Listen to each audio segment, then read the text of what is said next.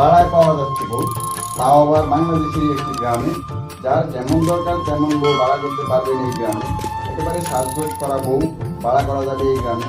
কখনো ঘন্টা ভিত্তিক, কখনো সারাদিনের জন্য ভাড়া করা যাবে বউ। চাইলে অবাক হচ্ছে, শুনতে অবাক লাগলেও বাংলাদেশের বুকে এমন একটি গ্রাম রয়েছে যেখানে ভাড়ায় নিলে বউ। এমন গ্রামের কথা শুনতে অদ্ভুত লাগলেও এটা মোটেও কোনো কারবার হয় একেবারে নগদ টাকার গল্প নয়।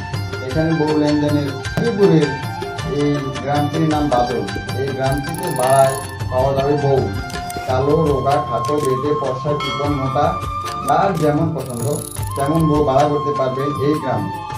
আরও অবাক করা বিষয় হলো এখানে শুধু বউ নাই, এখানে ভাড়ায় পাওয়া যাবে জামাই, শিশু, ছাগল, ভেড়া, মহিষ, যে যাই চান তাই ভাড়ায় পাওয়া যাবে এই গ্রামে। গাজীপুরের সিটি কর্পোরেশনের ভিতরে অবস্থিত এই গ্রামটির নাম বাদল। এটি একটি শুটিং স্পট। এখানে প্রতিদিনই কোনো না কোনো নাটক, সিনেমার শুটিং চলতে থাকে। আপনি এই গ্রামে শুটিংয়ের জন্য যে কোনো জিনিস ভাড়া নিতে পারবেন। সেটার জন্য পরিচালকদের গুনতে হবে টাকা। এই গ্রামে ঘণ্টাভিত্তিক সারাদিনের জন্য যে কোনো ধরনের শুটিং উপকরণ ভাড়ায় নিতে পারবেন। প্রতিদিন কোনো না কোনো একটি রঙের রয়েছে সেমি পাকা, আধা পাকা, কাঁচা বাড়ি, মাটির ঘর, পুকুর সহ বিভিন্ন ধরনের প্রাকৃতিক দৃশ্যের সমারোহ। আপনি নাটকের গল্প অনুসারে এখানে স্পট ভাড়া নিতে পারবেন।